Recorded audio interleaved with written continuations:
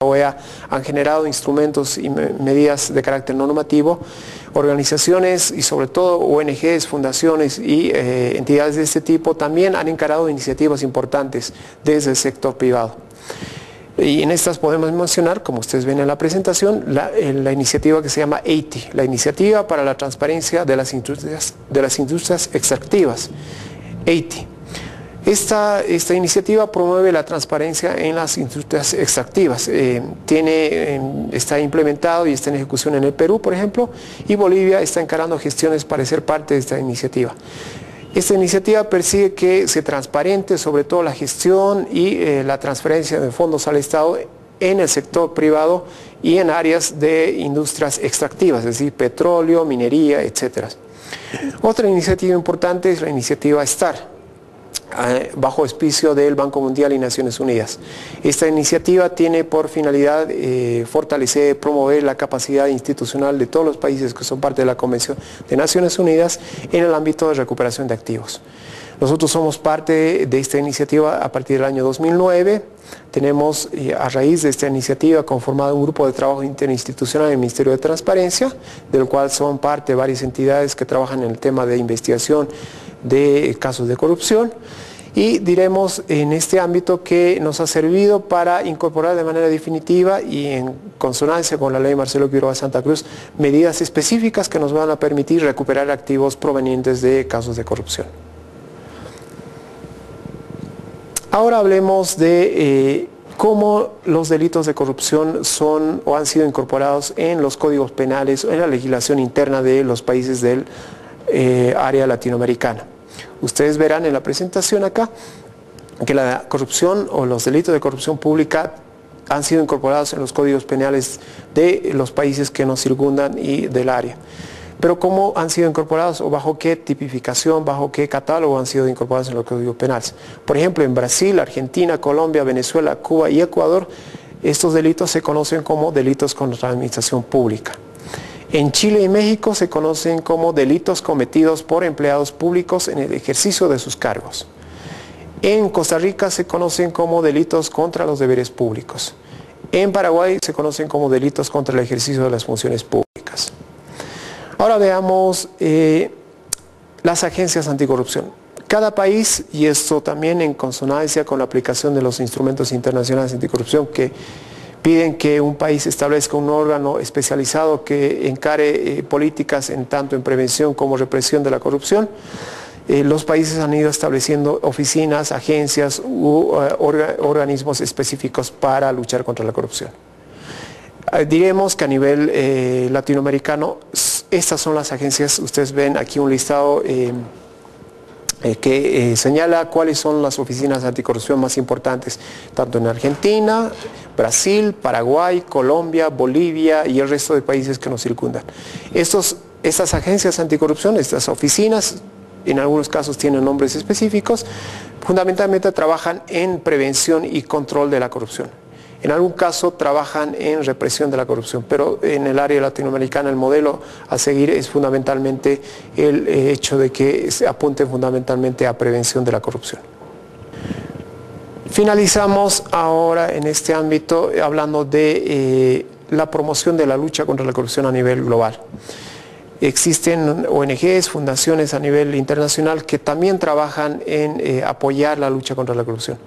Mencionaremos ahora a los índices anticorrupción. Ustedes saben que, por ejemplo, Transparencia Internacional, que es la organización internacional más conocida que evalúa la corrupción a nivel global, emite índices, y Transparencia Internacional, como ustedes verán en la lista, tiene 3 índices que miden el grado de corrupción que cada país genera o tiene en su desarrollo.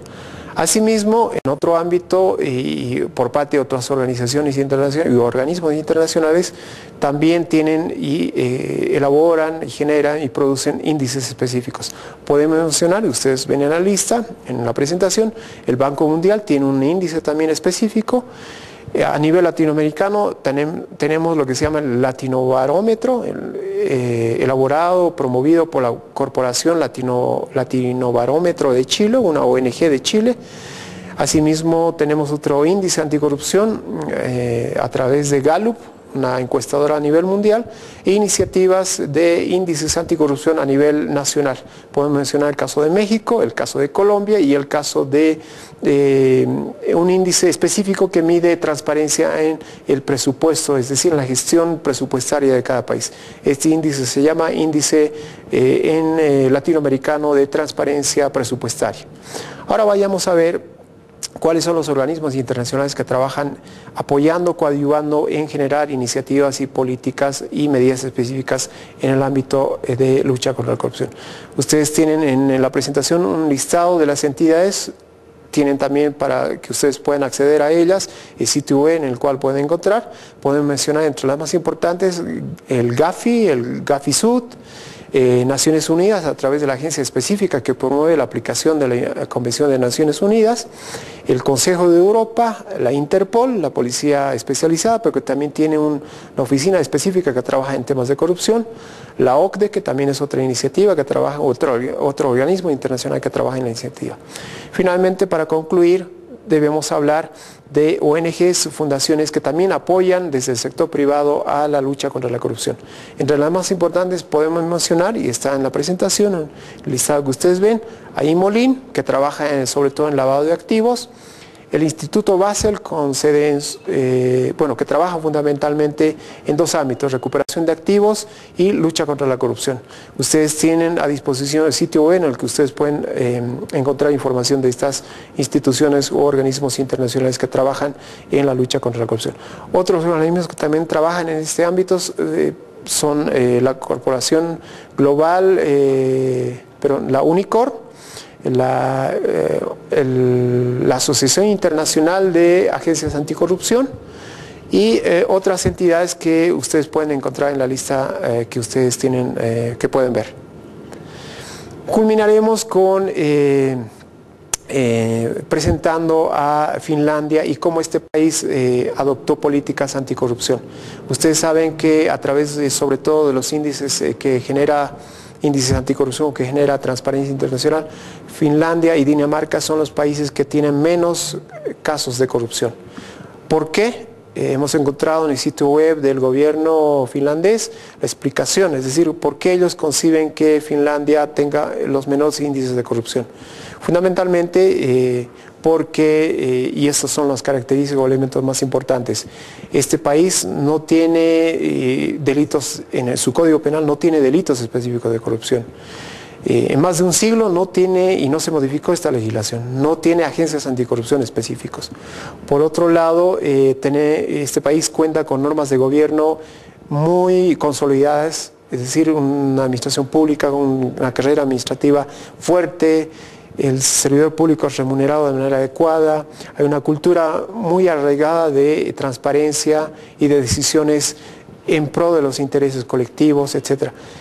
Ustedes tienen la presentación, pueden acceder al sitio web. Esto como ejemplo de cómo un país que es el antípoda, digamos, de los países que tienen mayores índices de corrupción, ha encarado y ha asumido medidas que le permitan ser el país que tiene menor índice de corrupción a nivel global. Muchas gracias por haber prestado la atención a este tema tan apasionante y tan importante para la lucha contra la corrupción en perspectiva del Ministerio de Transparencia.